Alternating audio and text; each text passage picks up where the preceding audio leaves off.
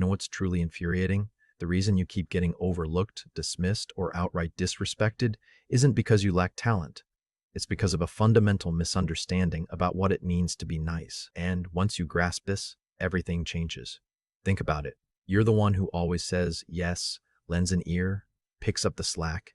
You avoid conflict, hoping for harmony. But what happens? People take advantage. Your kindness is seen as weakness. Your boundaries are invisible. You feel drained, resentful, and utterly invisible. Friends cancel on you last minute. Colleagues dump extra work on your plate, and partners walk all over your feelings. You crave respect, but instead, you get walked over. It's a crushing cycle, isn't it? This isn't just frustrating, it's soul-crushing. But it doesn't have to be this way. By the end of this video, you'll understand the brutal psychological truth behind why you're taken for granted. More importantly, I'm going to arm you with 5 powerful, actionable strategies to reclaim your power, command respect, and finally put an end to being a doormat. Asterisk 1. The trap of approval seeking. Asterisk. Here's the thing. Many nice people are actually approval seekers. They prioritize being liked over being respected. The psychology behind it is simple. We crave acceptance, so we learn to appease, to avoid confrontation, and to constantly seek validation from others. This is huge. When your self-worth hinges on others' opinions, you become a puppet. For example, your boss asks you to work late, again, on a project that isn't yours. You desperately need to say no, but the thought of them thinking you're uncooperative is terrifying. So you say yes again. You sacrifice your personal time, your energy, all for a fleeting moment of perceived approval. You just train them that your time is cheap.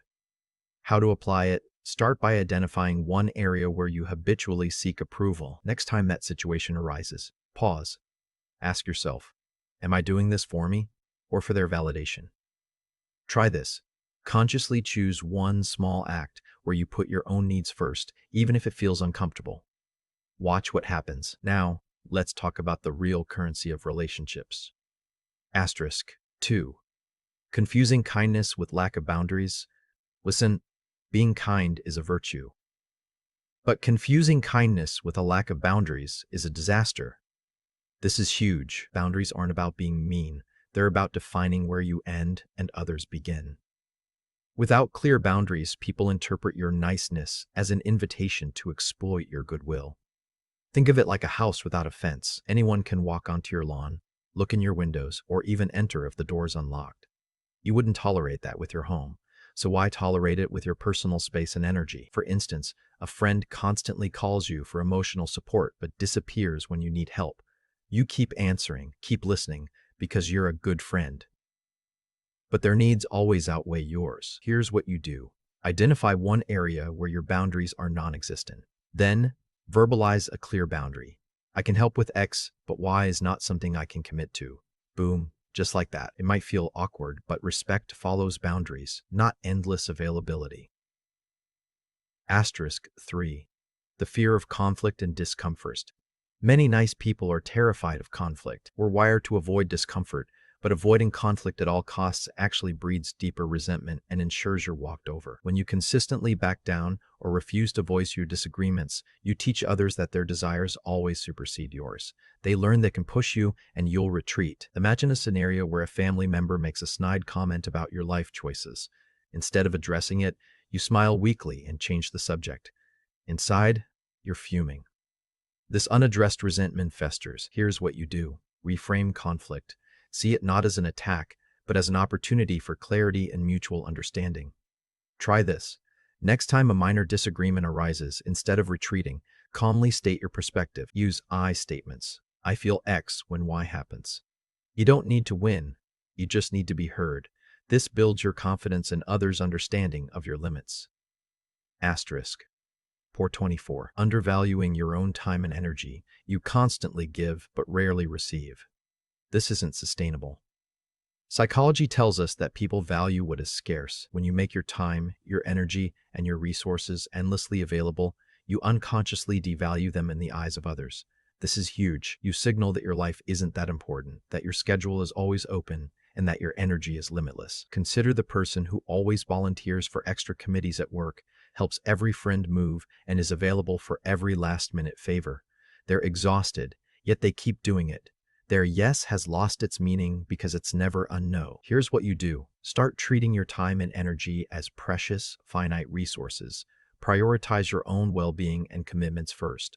Try this before saying yes to any request. Pause for 10 seconds. Ask yourself, do I have the time and energy for this without sacrificing my own needs or prior commitments?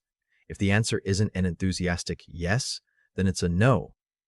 Boom, just like that, your value increases. Asterisk 5. The myth of goodness as a shield. Anna first, many nice people believe that if they are good enough, others will naturally treat them well. This is a myth and it's dangerous. Here's the thing. Being good doesn't guarantee fair treatment. It often makes you a target for those who exploit kindness. The world isn't always fair, and some people actively seek out easy targets. Your goodness without strength becomes a vulnerability. For example, you might be incredibly generous, always offering help, money, or resources, expecting that such goodwill will be reciprocated or at least respected. Instead, you find yourself repeatedly lending money that's never repaid or providing favors that are never returned. You think, but I'm a good person, and that should be enough. It isn't. Here's what you do. Understand that your goodness needs boundaries and self-respect to thrive. Try this. Recognize that some people simply aren't looking for genuine connection. They're looking for an easy mark. Protect your kindness by reserving it for those who truly appreciate and reciprocate it. Don't throw pearls to swine.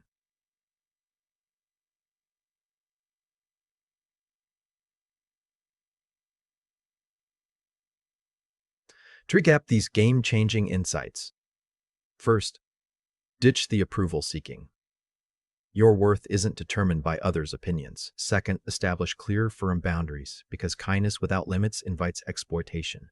Third, confront conflict directly, transforming it into clarity instead of resentment. Fourth, value your own time and energy fiercely, making them scarce and therefore respected.